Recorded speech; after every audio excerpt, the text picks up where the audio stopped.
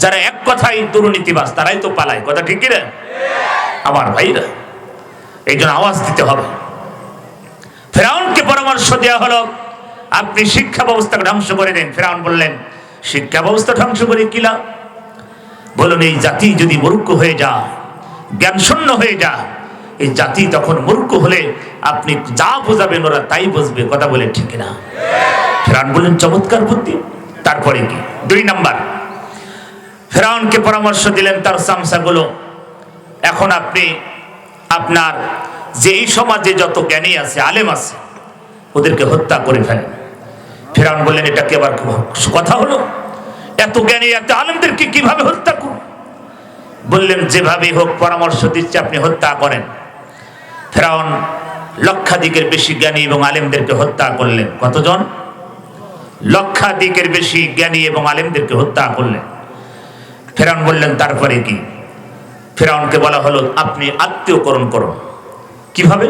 প্রতিটা সেক্টরে, প্রতিটা ডিপার্টমেন্টে, মন্ত্রী থেকে শুরু করে প্রাইমারি স্কুল পর্যন্ত প্রত্যেকটি প্রধানকে আপনার নিজের রক্তের কানেকশন যারা আছে, আপনার 5টা গোলাম যারা আছে, তাদেরকে আপনি বসিয়ে দেন। ফেরাউন বললেন চমৎকার বুদ্ধি। ফেরাউন সেটা করলেন। ফেরাউন তিনি পুরুষ না মহিলা? সবাই জোরে বলেন। ফেরাউন কি পুরুষ না মহিলা? তিনি মিশরের পুরুষ ফেরাউন, কথা বলে ঠিক কিনা?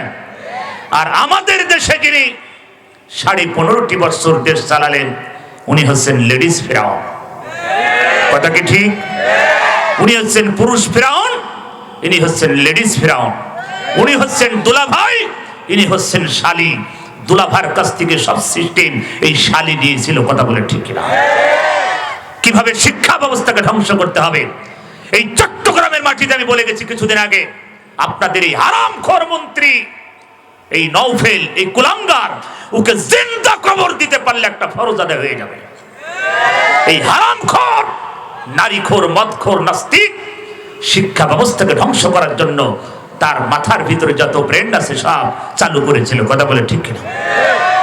আমি চাঁদপুরে বলেছি আপনাদের এই ডাইনি, এই কুলাঙ্গার, এই লেডিস ফেরাউন, এই মহিলা শিক্ষা ব্যবস্থাকে ধ্বংস করার জন্য তার যত রকম চেষ্টা তিনি করেছিলেন। শরীফ শরীফা কোথা থেকে উদ্ভাট প্রশ্ন আসলো, বানর থেকে মানুষ তৈরি। আবার সাবজেক্টগুলো কিভাবে তারা দিয়েছেন আপনারা জানেন। শারীরিক শিক্ষা, ইসলাম শিক্ষা কিভাবে তারা ধ্বংস করেছে। আমার বিবেকবান ভাইয়েরা, কক্সবাজারবাসী, কোরআনকে ভালোবাসি, মুখে বললে হবে না, জীবন দিতে হবে কোরআনের জন্য, কথা বলে ঠিক না? একটা কথা আমি আপনাদেরকে বলি, বাংলাদেশ জামাত ইসলাম ছাত্র শিবির 15.5 বছর নির্যাতন, গুম, খুন, হত্যা, ফাঁসির মঞ্চে পর্যন্ত ঝুলেছে, তারপরও বাতিলের কাছে মাথা নত করে না। একজন ভারতে না পাকিস্তানে পালাই নাই, কথা বলে ঠিক কিনা? পালাইছে। আমাদেরকে বলা হতো আমরা পাকিস্তানের রাজাকার, আমরা পাকিস্তানে যাই না। আর তোমরা যে ভারতের রাজাকার, গোটা পৃথিবী হিউম্যান রাইটস, মানবাধিকার বলছে তোমরা আসল রাজাকার ভারতের, কথা বলে ঠিক কিনা? কি হলো? হেলিকপ্টার নিয়ে তোমাদের আত্মীয় স্বজন, চামচা, হারামখোর, নারীখোর, মদখোর গুলো সব নিয়ে দিল্লির মামুবাড়ি চলে গেলে, কথা বলে ঠিক কিনা? এত তিনি বলতেন আমি দেশ ত্যাগ করব না। আমি চেয়েছিলাম জোহরে নামাজ পড়ে আমার বন্ধু যখন সংসদের পাশে বলছে আজ মৃত্যুর জন্য দোয়া করিস, ভার্সিটির লাইফে যদি কোনো ভুল করে থাকি সেদিন মাফ করে দিস, আজ মৃত্যুর জন্য আমি অগ্রসর। নওগাঁয় বাসা আমার বন্ধুর, ভার্সিটিতে একসাথে লেখাপড়া। আমি বললাম কেমন? বলছে লক্ষ লক্ষ আজকে বিজয় হবে ইনশাল্লাহ। আমি চেয়েছিলাম আল্লাহ ওই লেডিস ফেরাউনকে তুমি সংসদে রেখে দিবা 3টা পর্যন্ত। গণভবন আর গণভবন থাকতো না, গণকবরে পরিণত হয়ে যেত, কথা বলে ঠিক না? ওটাই চেয়েছিলাম, কিন্তু আল্লাহ বলছে এই নাপাক, এই পৃথিবীর শ্রেষ্ঠ নিকৃষ্ট একটা নারী এই বাংলার জমিনে, সোনার বাংলাদেশে এর মৃত্যু হবে না, ও দিল্লির জায়গায় স্বামীর কাছে চলে যাক, কথা ঠিক না? ওরাই তো বলেছে ইন্ডিয়া এবং বাংলাদেশ স্বামী স্ত্রীর মতন সম্পর্ক, কথা ঠিক না? প্রথমে কলকাতায় যেতে চেয়েছিল হেলিকপ্টার নিয়ে। মমতা বলছে কে আসতেছে? তার লোকজন বলছে বাংলাদেশ থেকে লেডিস ফেরাউন আসতেছে। মমতা বললেন না, সুখান সুখান, দূর হয়ে যা, দূর হয়ে যা। দিল্লি তার আসল জায়গায় তিনি বসে আছেন, এতিমখানায় বসে বসে এখন খালি চা খাচ্ছে আর ফতোয়া মারতেছে। কথা ঠিক কিনা? আমার ভাই, ইসলাম শান্তি চেয়েছে, 15.5 বছর তারা আগুন জ্বালিয়েছে বাংলাদেশ। কথা বলতে হবে। বিরোধী দলের উপরে বিএমপি, আমি বিএমপি ভাইদেরকে বলে যাই, আপনারা ওদের সাথে যদি হাত মিলান, যদি সম্পর্ক রাখেন, রসুলের হাদিস, রসুল বলেন আলমারউ মা মান আহাব্বাহু মুতাফাক্কুন আলাইহি, এই পৃথিবীতে যার সাথে তার সম্পর্ক হবে তার সাথে তার হাসর নাসর হবে। ওই লেডিস ফিরাউনের সাথে তাদের সম্পর্ক হবে, জাহান্নাম হবে ওই লেডিস ফিরাউনের সাথে। কথা বলে ঠিক? এখন আপনি বলবেন উনি জাহান্নামে যাবে কিভাবে? 18 কোটি মানুষের হক কিয়ামত পর্যন্ত ফিরিয়ে দিতে পারবে না, ও জাহান্নামেই যাবে। কথা বলে ঠিক না? 18 কোটি মানুষের হক নষ্ট করেছে, মানুষের প্রতি হাজার হাজার নারীকে বিধবা করেছে, হাজার হাজার মায়ের বুক খালি করেছে, এরপরও জান্নাত। কথা বলে ঠিক না? বলবেন আল্লাহ রহমান, রহমান বুঝতে পারলাম। আল্লাহ বলছে বান্দা নামাজ পড়িস নাই, ওটা আমার ইবাদত, ইচ্ছা করলে মাফ করে দিতে পারি। হজ করিস না, ওটা আমার ইবাদত, ইচ্ছা করলে মাফ করে দিতে পারি। রোজা রাখিস না, ওটা আমার ইবাদত, আমি মাফ করে দিতে পারি, কিন্তু আমার বান্দার হক নষ্ট করিস না, আমি আল্লাহ মাফ করব না। কথা বলে ঠিক না? আজ যাদেরকে ফাঁসিতে ঝুলিয়েছ, আমার চুয়াডাঙ্গার সন্তান মেজর হুদা, তাকে তুমি নিজে হাতে জবাই করেছ। কথা বলে ঠিক না? আমরা তাদেরকে দেখতে গিয়েছিলাম, পুলিশ প্রশাসন, সেনাবাহিনী চতুর্দিকে ঘেরা। তার কবর দেওয়ার পরও ওই হারামখোরের দলেরা, ছাত্রলীগ নামক পৃথিবীর জঘন্য একটা সংগঠন, এরা তার সাইনবোর্ড পর্যন্ত কিন্তু টেনে তার কবরে জুতা পর্যন্ত নিক্ষেপ করেছিল। আমার ভাইরা, পৃথিবীর শ্রেষ্ঠ তালিকায় নিকৃষ্ট একটা দল যদি থাকে, ওই লেডিস ফিরাউনের দল। কথা বলে ঠিক না? কোন ব্যক্তি যদি বলে কাবা শরীফ থেকে হজ করে সে এয়ারপোর্টে নামার পরে যদি ও বলে আমি বঙ্গবন্ধুর সৈনিক, আমি আওয়ামী লীগ করি, মনে করবো ওটা আস্তে একটা হারামখোর। কথা বলেন? কোন বিবেকবান মানুষ, ভালো মানুষ আওয়ামী লীগ করতে পারে না। কথা বলতে হবে। হাজার হাজার মায়ের বুক খালি করেছো, হাজার হাজার নারীকে বিধবা করেছো, 57 জন সেনাকে হত্যা করেছো, আল্লামা সাঈদীর ফাঁসির রায়ে 250 জনের বেশি হত্যা করেছো। আল্লামা সাঈদীকে ইনজেকশন দিয়ে হত্যা করলে শেষ পর্যন্ত হাজার হাজার ছাত্রকে তোমরা হত্যা করেছো। কথা বলে ঠিক না? কি করেন? লম্বা ইতিহাস, ওদিকে যেতে চাচ্ছে না, সময় কম, কষ্ট হচ্ছে। রুজিকের করুন লা ইলাহা। যারা বাইরে আছেন ভিতরে আসুন। ও বাবা, যে জিকিরের ভাব দেখছি, এ জিকির তো স্বাধীনের আগের জিকির। কি আর জিকির হবে কোন কায়দায়? বিড়ি খাই গলা সব শেষ। এখানে বিড়ি খাওয়া পার্টি কয়জন আছেন একটু হাত তুলে দেখান। বিড়ি খাওয়া পার্টি কই? আলহামদুলিল্লাহ, খুশি হলাম। বিড়ি খাই না, আল্লাহ পাক সবাইকে ওলি হিসাবে কবুল করুন। জোরে বলেন, আরো জোরে বলেন।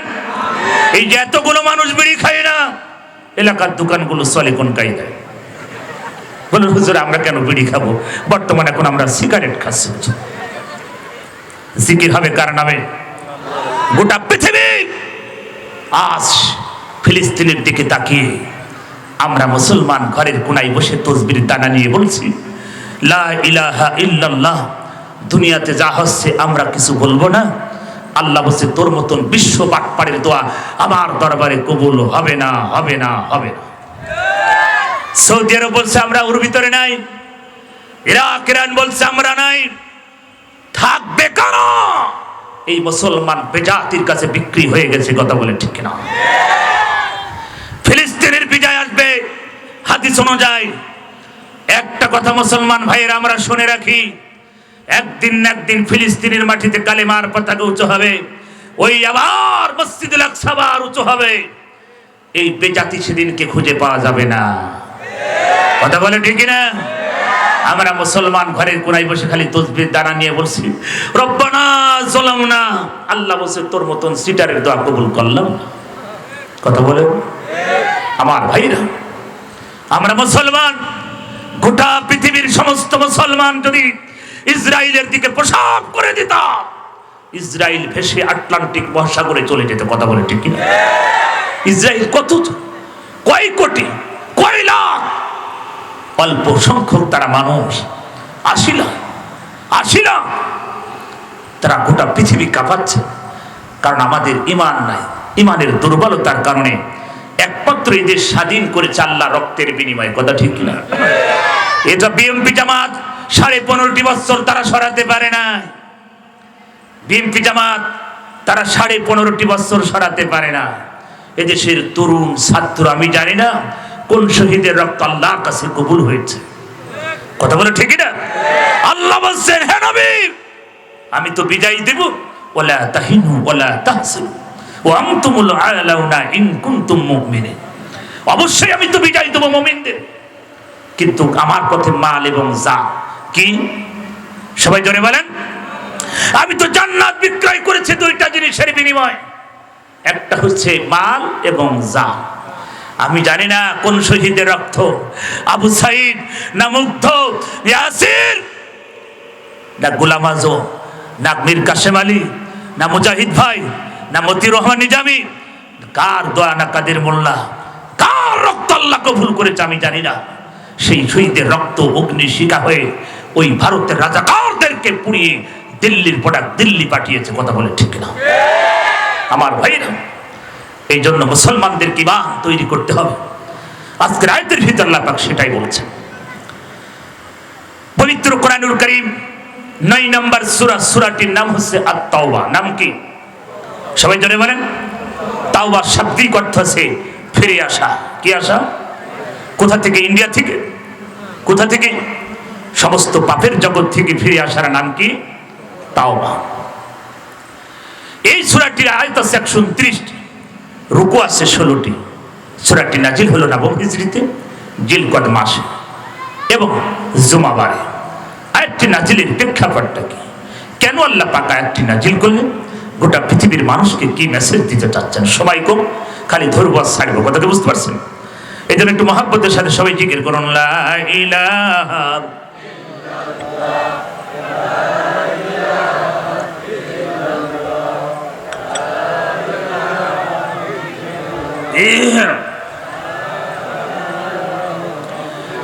কোন জমিনের মাটি আমার হবে গোরস্থান, কাদের চোখের জলে আমি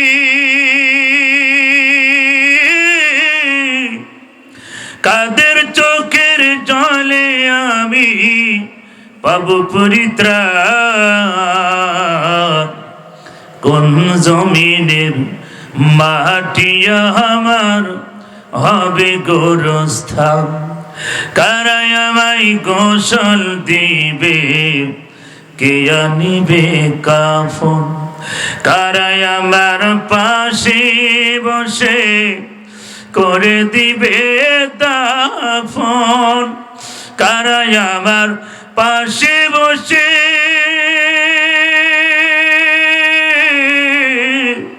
কারাই আমার পাশে বসে শোনাবে কোরআন।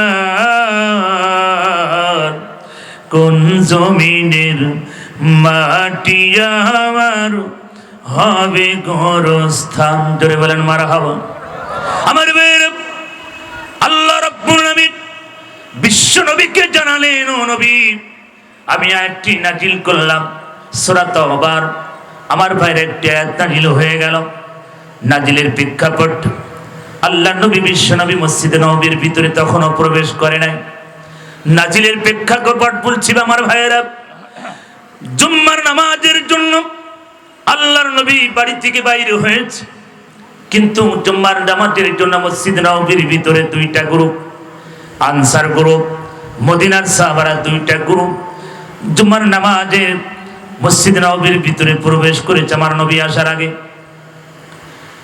আনসার গ্রুপ বললেন মদিনার সাহাবাদেরকে, ও মদিনার সাহাবারা, আল্লাহর কাছে মর্যাদাবান সম্মানিত কারা একটু কি বলা যাবে? মদিনার সাহাবারা মাথা উঁচু করে বললেন, ও আনসার সাহাবারা ভাই শোনো, আল্লাহর কাছে মর্যাদাবান সম্মানিত আমাদের দৃষ্টিতে আল্লাহর পথে মাল এবং জান দেবে যারা। আনসার সাহাবারা দাঁড়িয়ে বললেন, আমাদের দৃষ্টিতে হাজীদেরকে পানি পান করানো, তাফসীরের ভিতরে আমার ভাইয়েরা হাজীদেরকে খাবার খাওয়ানো, পান করানো। মুফাসসির ইকরামরা এটাও বলতেছেন আমার ভাইয়েরা, আনসার সাহাবারা বললেন হাজীদেরকে পানি পান করানো, খাবার খাওয়ানো। মদিনার সাহাবারা মানলেন না, বলছেন না না, আমাদের দৃষ্টিতে আল্লাহর পথে মাল এবং জান দেওয়া। এই দুই গ্রুপের ভিতরে একজন আর একজন তর্ক বিতর্ক শুরু হয়ে গেল।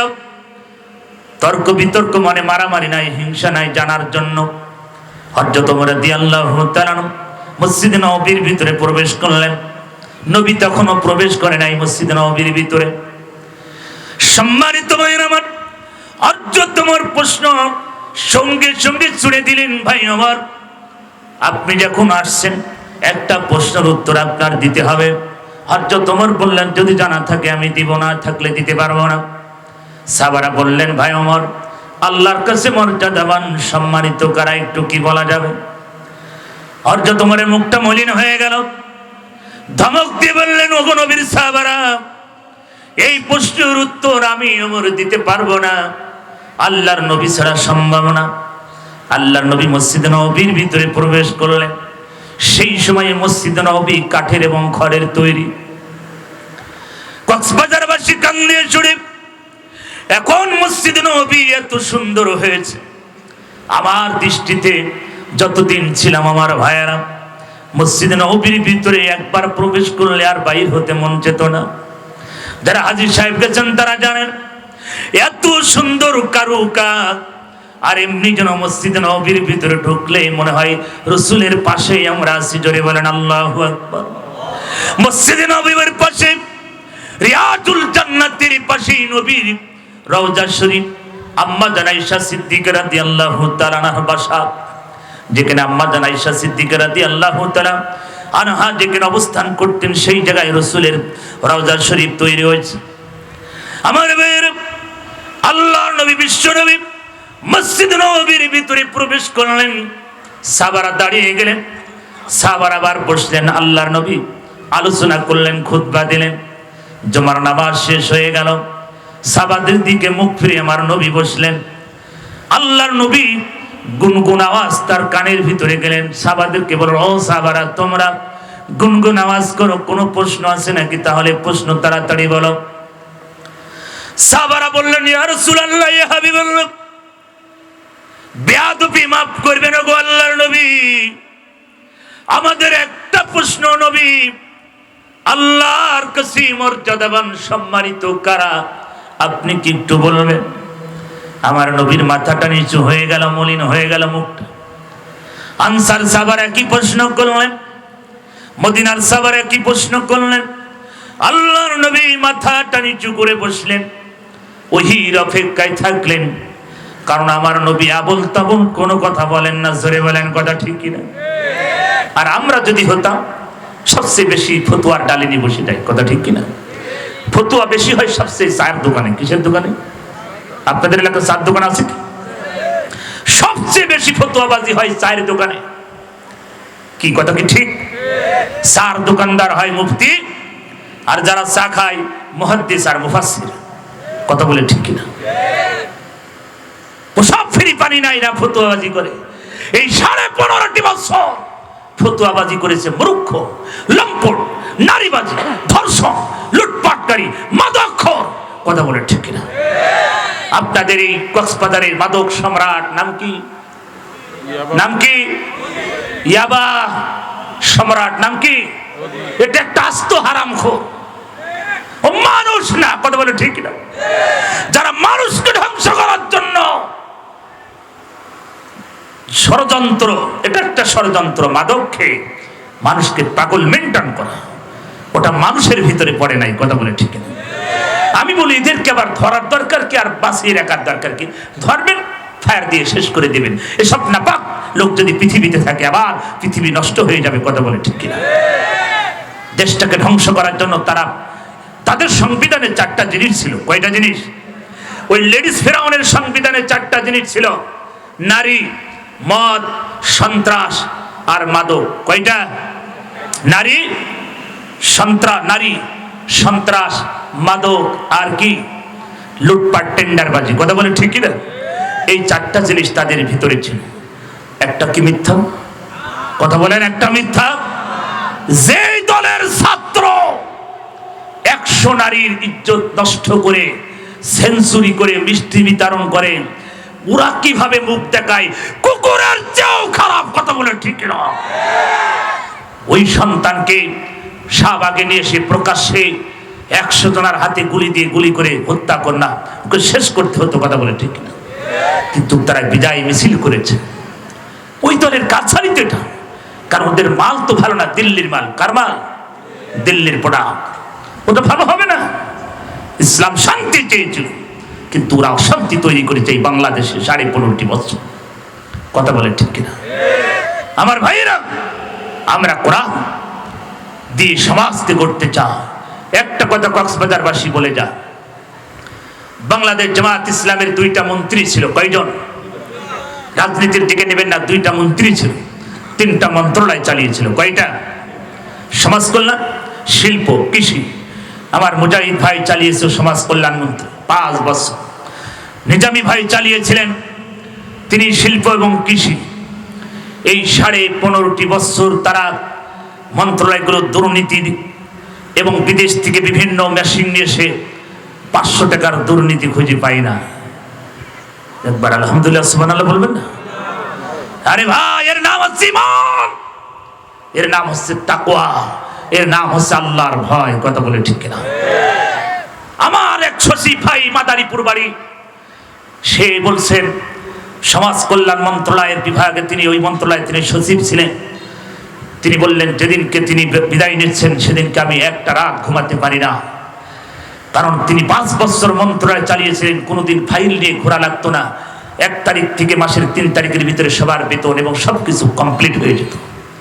আমার ভাইরা, এই 15.5 বছর তারা বিভিন্ন কৌশল তৈরি করেছে, দুর্নীতি খুঁজে পায় নাই। যদি দুর্নীতি খুঁজে পেত জামাতের বিরুদ্ধে, এমনি জঙ্গি, এমনি সন্ত্রাস, এমনি রাজাকার, এমনি খারাপ, আবার 12টা বাজিয়ে ছাড়তো, কথা বলে ঠিক না? কিন্তু তাদের দলের লোক বলেছে মন্ত্রণালয় চালালো কিভাবে রে, যে 1 টাকা দুর্নীতি পাওয়া যাচ্ছে না। আরে ভাই, দুর্নীতি পাবেন কি করে? যারা বাড়ির থেকে টিফিন বাটিত করে খাবার মন্ত্রণালয়ে নিয়ে যায়, ওদের ভিতরে দুর্নীতি থাকে না, কথা বলে ঠিক কিনা? ভাইরা আমার, এইসব মানুষগুলো সংসদে গেলে দেশ সোনার বাংলাদেশ হবে ইনশাআল্লাহ। আর ওই বাটপাড়ের মতন লোক গেলে সবাইকে ইয়াবা খাইয়ে শেষ করবে, কথা বলেন? আমার ভাইয়েরা, ইসলাম শান্তি চায়, কোরআন শান্তি চায়। ইসলাম সেই শান্তির ধর্ম, তারা অশান্তি তৈরি করে কোরআনের মাহফিল দিতে অনুমতি লাগবে। সিস্টেম ছিল কিনা? কথা কি মিথ্যা? আজ যদি ওই হারামখোরের দল এই ক্ষমতায় থাকতো, মুফতি আমির হামদার আমার মনে হয় এখানে চান্স পাইতো না, কথা বলেন? আমার ভাইয়েরা, কোরআনের মাহফিল দিতে অনুমতি লাগবে।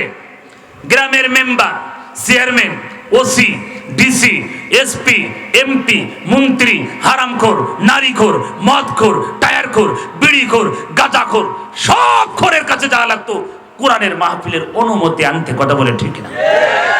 এখন আর অনুমতি লাগে? কোন দলের লোক যদি বলে কোরআনের মাহফিল দিতে অনুমতি লাগবে, ওখানে নাক মুখ কষি একের বক্সের দাঁত সব খুলে ফেলবে, সে যে দলেরই হোক, কথা বলে ঠিক না? না হলে জিন্দা কবর দিবেন, একটা ফরজ আদায় হয়ে যাবে। আল্লাহ রাব্বুল আলামিন বলেন, ইউরিদুনা লিতুফিউ নূরাল্লাহি বিআফওয়াহিহিম আল্লাহু মুতিম্মু নূরিহি ওয়ালাউ কারিহাল কাফিরুন। আল্লাহ বলেন, নবী যারা কাফির, ওরা মুখের ফুৎকার দিয়ে আমার এই কোরআনের নূরকে তারা নিভাতে চায়। ও নবী, সম্ভব হবে না। আমার এই নূরকে পৃথিবীতে জানিয়েছি জ্বালাবো, কিয়ামত পর্যন্ত জ্বলবে। কাফেররা যতই ষড়যন্ত্র করো, একটা কথা আমার কক্সবাজারবাসী, আল্লাহ বলেন, ও নবী, যারা আমার এই কোরআনের নূরকে নিভাতে চায় ওরা কাফের। প্রকাশ করে বলেন, ভাইয়েরা আমার, 15.5 বছর যারা কোরআনের মাহফিল বন্ধ করে দিয়েছিল, অনুমতির সিস্টেম চালু করেছিল, আল্লাহর ভাষায় ওরা জোরে বলেন কি? আল্লাহ বাংলার ভাষায় ওরা কাফের। আর কাফের মারা গেলে জানাজা করা জায়েজ আছে কি? বড় বড় মুফাসসিরদের কাছে আপনারা মাসালা নিয়ে নিন যে চুয়াডাঙ্গার হুজুর এসে বলেছে কাফের মারা গেলে জানাজা করা জায়েজ নাই। ভাই আমার, জানাজা যদি কাফেরের জানাজা জায়েজ হয়, সর্বপ্রথম আবু জেহেলের তুলে জানাজা করে কোন আবার কবর দিতে হবে। কথা বলেন। আবু জেহেল কোরআনে বাধা দেওয়ার কারণে কোরআনের আয়াত নাজিল হয়ে গেল, ওয়াকালাল্লাযীনা কাফারু। কথা বলে ঠিক না? আল্লাহ বলছে, এ নবী, কাফেররা যারা, ওরা তো কোরআনে বাধা দিবে। তাহলে এই 15.5 বছর ওরা মানুষ নামে পশু ছিল। কোরআনের মাহফিল জমিন কার? জমিন কার? আসমান কার? কোরআন কার? আমরা কার? আইন চলবে কার? এই জমিনে কোনো হারাম করে আইন আর চলবে? চলতে দেয়া যাবে? আমার ভাইরা, আসুন ফিরে আসি সেই আল্লাহর পথে, যেই পথে শান্তি, যেই পথে রহমত, যেই পথে বরকত, যেই পথে আল্লাহর জান্নাত। যদি বলেন আল্লাহু আকবার। আল্লাহর নবী, বিশ্ব নবী মাথাটা নিচু করে বসে আল্লাহ পাক জিবরাইলকে ডেকে বলেন, জিবরাইল জলদি যাও, আমার বন্ধুর সব সইতে পারি রে জিবরাইল, আমার বন্ধুর কষ্ট সইতে পারি না। হে জিবরাইল জলদি যাও, আমার বন্ধুকে তাড়াতাড়ি সূরা তাওবার 20 নম্বর আয়াতটি আমার বন্ধুর কানের কাছে বলে দে। আল্লাহ রাব্বুল আলামিন সঙ্গে সঙ্গে জানান, ও নবী মাথাটা উঁচু করুন। জিবরাইল আমিন সালাম দিলেন, ও নবী মাথা উঁচু করুন, আল্লাহ আপনার কাছে পাঠিয়েছে। সূরা তাওবার 20 নম্বর আয়াতটি আল্লাহ পাক নাজিল করে বলেন, ও নবী আল্লাযিনা আমানু ওয়া হাজারু ওয়া জাহাদু ফি সাবিলিল্লাহ বিআমওয়ালিহিম ওয়া আনফুসিহিম আ'যামু দারাজাতান ইনদাল্লাহ ওয়া উলাইকা হুমুল ফাইজুন। জয় বলেন আল্লাহু আকবার। আল্লাহ পাক বলেন, আল্লাযিনা আমানু, ও নবী যারা ঈমান আনে। আল্লাহ পাক বলেন, ও নবী আল্লাযিনা আমানু, যারা ঈমান আনে, ওইভাবে যারা ঈমান আনে, যারা ঈমান আনে। ও নবী ঈমান আমরা পেয়েছি, ও কক্সবাজারবাসী আমরা ঈমান পেয়েছি। আল্লাহ পাক ওই ব্যক্তিদেরকে ডেকে বলেন না, আল্লাহ পাক বলেন আল্লাযিনা আমানু, ও নবী যারা ঈমান আনে। আমরা বাপ দাদা হিসাবে ঈমান পেয়েছি। কথা বলেন ঠিক কিনা? বাবা মুসলমান, দাদা মুসলমান, নানা মুসলমান, সেই হিসাবে আমি মুসলমান। কথা ঠিক কিনা? আল্লাহ পাক সেটা বলে নাই। ও নবী যারা ঈমান এনেছে, সাবাস মাইন ঈমান এনেছিল, বাতিলের কাছে তারা মাথা নত করে নাই, জীবন দিয়েছি, বাতিলের কাছে তারা কোনো মাথা নত করে নাই। আমার ভাইয়েরা, ঈমান আনার কারণে তাদের জীবন দিতে হয়েছে। কথা বলেন ঠিক? হযরত বেলালকে মরুভূমির ভিতরে টানা হয়েছে, খাব্বাবকে, ইয়াসিরকে 2 টুকরা করা হয়েছে। খাব্বাবকে লোহার পাতের উপরে শোয়ানো হলো, ইয়াসিরকে কিভাবে হত্যা করা হলো। আমার ভাইয়েরা, ঈমান আনার কারণে সাদ সালমিকে কিভাবে হত্যা করা হলো, এভাবে সাবাস মাইনদেরকে ঈমান আনার কারণে তাদেরকে দুনিয়া থেকে বিদায় করা হলো। আমার ভাইয়েরা, সবাই আল্লাহর জান্নাতের পাখি হয়েছে, আর যারা মারা আছে জাহান্নামের খড়ি হয়েছে। কথা বলেন ঠিক কিনা? আল্লাহ পাক সেটাই বলেন, ও নবী আল্লাযিনা আমানু, যারা ঈমান আনে, ও হাজারু যারা হিজরত করে, ও জাহাদু যারা জিহাদ করে, ফি সাবিলিল্লাহ কার পথে? জোরে বলেন কার পথে? আল্লাহ বলেন বিআমওয়ালিহিম ওয়া আনফুসিহিম, আল্লাহর পথে যারা জিহাদ করে 2টা জিনিস দিয়ে। জোরে বলেন কয়টা? আরো জোরে, জোর হইল না। আল্লাহ বলছেন 2টা জিনিস দিয়ে যারা জিহাদ করে, বিআমওয়ালিহিম ওয়া আনফুসিহিম। ও নবী যারা এই 2টা জিনিস দিয়ে যারা আমার পথে সংগ্রাম জিহাদ করবে, আল্লাহ পাক বললেন আ'যামু দারাজাতান ইনদাল্লাহ, ওরা আমার কাছে মর্যাদাবান, সম্মানিত হবে। জোরে বলুন সুবহানাল্লাহ। তাহলে মর্যাদাবান সম্মানিত কারা? আল্লাহর পথে মাল এবং জান দেয় যারা। কথা বলেন ঠিক না? আল্লাহ বলেন, ও নবী ওরা খালি মর্যাদাবান সম্মানিত হবে না, আল্লাহ পাক বললেন ওয়া উলাইকা হুমুল ফাইজুন। ও নবী আমি আল্লাহ তাদের জীবন সাকসেস করে দিব, পরিপূর্ণ করে দিব, সফল করে দিব। ও নবী, টেনশন করার প্রয়োজন নাই। যারা আমার পথে, আমার দিন কায়েমের জন্য যারা বুকের তাজা রক্ত জমিনে ঢেলেছে,